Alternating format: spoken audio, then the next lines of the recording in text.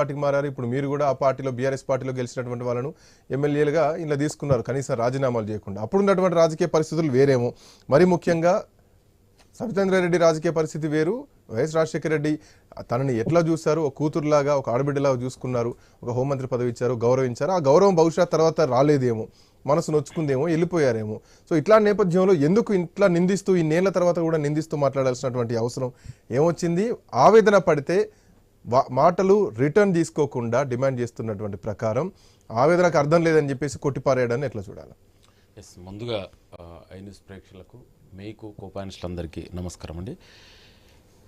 ఈరోజు జరిగిన అసెంబ్లీలో చర్చలో భాగంగా గౌరవ ముఖ్యమంత్రి రేవంత్ రెడ్డి గారు ఎక్కడ కూడా ఎవరిని కూడా అవమానకరంగానే అవమానించినట్టుగానే ఎక్కడ జరగలే. ఆయన మాట్లాడుతూ ఏమన్నారంటే, గతంలో ఎవరైతే ఈరోజు అనుకున్న ఆ ఎమ్మెల్యే ఉన్నటువంటి సబితా ఇంద్రారెడ్డి గారు ఆనాడు కాంగ్రెస్ పార్టీ చాలా పదవులు ఇచ్చింది. ఎందుకంటే మీరు ఇంతకుముందు కూడా అన్నారు, పెద్దలు కూడా చెప్తారు, ఆయన అలా తన భర్త కాంగ్రెస్లో, అప్పుడు ఆమె కాంగ్రెస్కి వచ్చినప్పుడు కాంగ్రెస్లో లేడు, ఆయన టీడీపీకి వెళ్ళి బయట ఉన్నాడు, కాంగ్రెస్ సంబంధం అయినా కూడా కాంగ్రెస్ పార్టీ అదే చెప్తున్నా. ఆనాడు రాజశేఖర రెడ్డి గారు కాంగ్రెస్ పార్టీకి ఇన్వైట్ చేసి ఎమ్మెల్యే చేసి మంత్రి, తర్వాత హోంమంత్రి కూడా, ఉమ్మడి ఆంధ్రప్రదేశ్లో ఒక మహిళని హోంమంత్రిని దేశ చరిత్రలో చేసినటువంటి చరిత్ర కూడా కాంగ్రెస్ పార్టీ. అది కాంగ్రెస్ పార్టీ చేసిందని నేను అదే చెప్తున్నాను. I'm coming to that point. అది కూడా మీరు మర్చిపోరాదు. అంటే ఇప్పుడు మీరు అంటున్నారు కదా, ఇదే సబితేంద్ర రెడ్డి గారిని మరి దేశంలో ఎక్కడ కూడా ఏ మహిళని కూడా హోమ్ మినిస్టర్ చేయలేదు. ఇంత పెద్ద ఉమ్మడి రాష్ట్రానికి కూడా హోమ్ మినిస్టర్ చేసిన చరిత్ర కూడా కాంగ్రెస్ పార్టీదని నేను అంటున్నా.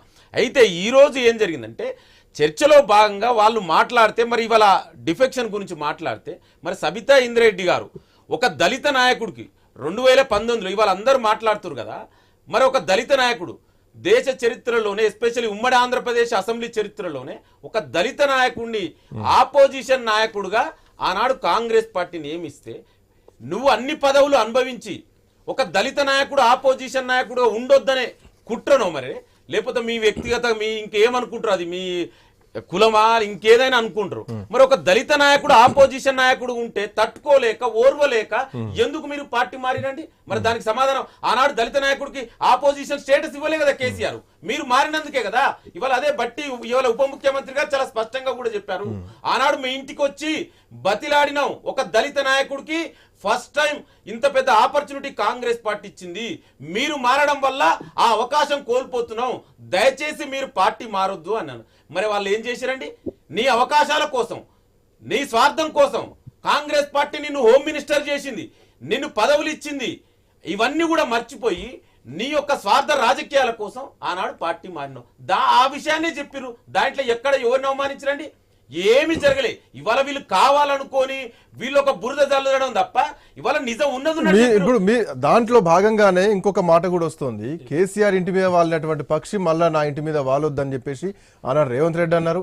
పార్టీ మారిన వాళ్ళని రాళ్లతో కొట్టండి అని చెప్పేసి అన్నారు. మరి మీరు చేసేది కూడా కదా, బీఆర్ఎస్ పార్టీలో గెలిచిన వాళ్ళని తీసుకొచ్చి ఆఖరికి స్పీకర్ లాంటి స్పీకర్ పదవి అనుభవించిన వాళ్ళని కూడా తీసుకొచ్చి మీరు ఎలా కలుపుకున్నారు? సో దీంట్లో రెండు సమపాలనలు ఉన్నాయి కదా, ఇక్కడ వ్యక్తిగతంగా టార్గెట్ చేసింది స్పష్టంగా కనిపిస్తుంది కదా. మీరు అన్నదాన్ని నేను సమాధానం చెప్తా.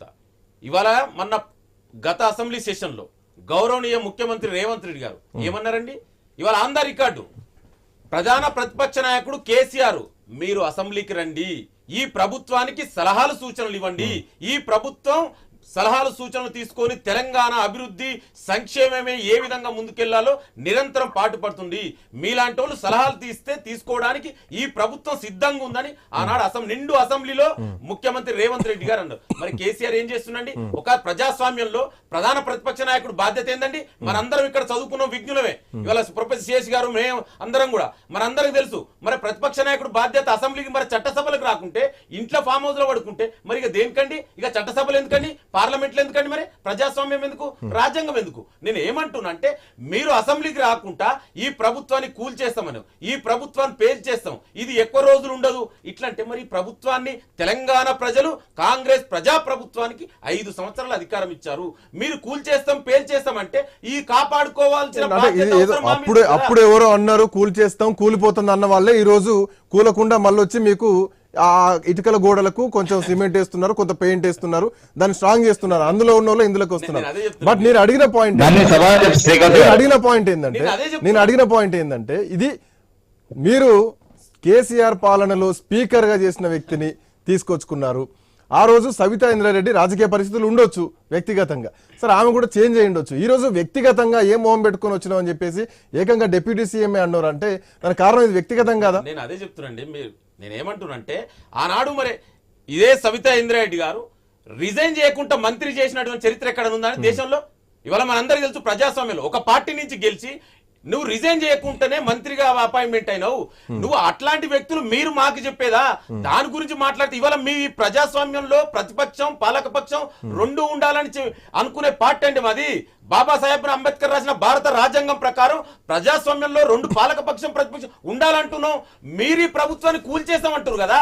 ఇవాళ ఇది బీజేపీ కూడా చరిత్ర ఉంది. ఇవాళ మీరు చూడండి, దేశ చరిత్రలో ఎలక్ట్ అయిన ప్రభుత్వాలు డే లైట్ లోనే మర్డర్ చేసిరు. మధ్యప్రదేశ్ లో, కర్ణాటకలో, గోవాలో, మణిపూర్ లో, మహారాష్ట్రలో షిండేనే వచ్చారు. ఒక్క నిమిషం, మరి ఈ కేసీఆర్ 2014లో కాంగ్రెస్ నుంచి టీడీపీ నుంచి గెలిచిన ఎమ్మెల్యేని తీసుకురు. 2018లో ఒక దళిత నాయకుడికి ఆపోజిషన్ నాయకుడు ఇస్తే తట్టుకోలేక ఓర్వలేక ఒక దళిత నాయకుడు ఆపోజిషన్ నాయకుడు ఉండొద్దనే కుట్రతోంటి అక్కస్తోంటి మీరు ఆ రోజు కూడా కాంగ్రెస్ నుంచి తీసుకురు. మరి మేము అట్లా అనలేదే, మీరు రమ్మంటున్నాం కదా, అసెంబ్లీకి రమ్మంటున్నాం. సో ఇప్పుడు కూడా అప్పుడప్పుడు మీరు మాట్లాడుతూ ఉంటారు బీఆర్ఎస్ బీజేపీ ఒకటే, వీళ్ళిద్దరు కలిసి కూలగొడతారు కావచ్చు అన్నటువంటి ఉద్దేశంతో ముందే ఒక అడుగు ముందుకేసి తీసుకొచ్చుకుంటున్నారు. అదే చెప్తున్నాండి, తెలంగాణ ప్రజలు కాంగ్రెస్ ప్రజాప్రభుత్వానికి 5 సంవత్సరాల అధికారం ఇచ్చారు.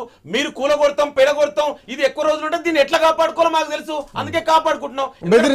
బెదిరించి తీసుకుపోతున్నారు, భయపెట్టి తీసుకుపోతున్నారు. ప్రజాస్వామ్యంలో కాంగ్రెస్ ప్రజాప్రభుత్వానికి 5 సంవత్సరాల అధికారం ఇచ్చారు. మీరు ఎట్లా కూలగొడతారండి, ఎట్లా పడగొడతారండి? మీకు దమ్ముంటే రేపు ఎలక్షన్ లో చూసుకోవాలి కదా. రామ్మూర్తి గారు, ఎలక్షన్ లో చూసుకోవాలి. రామ్మూర్తి గారు రెచ్చగొట్టే ప్రసంగాలు చేస్తున్నారు, కుట్రలు చేస్తున్నారు, కూలగొట్టే ప్రయత్నాలు చేస్తున్నారు. అందుకే మీ పార్టీ ఎమ్మెల్యేలు ఆ పార్టీలోకి వాళ్ళు ఆకర్షిస్తున్నారా, వీళ్ళు వెళ్ళిపోతున్నారా? అభివృద్ధి మంత్రం అంటూ ఒకరు అంటున్నారు, లేదు ఆకర్షణ అని చెప్పి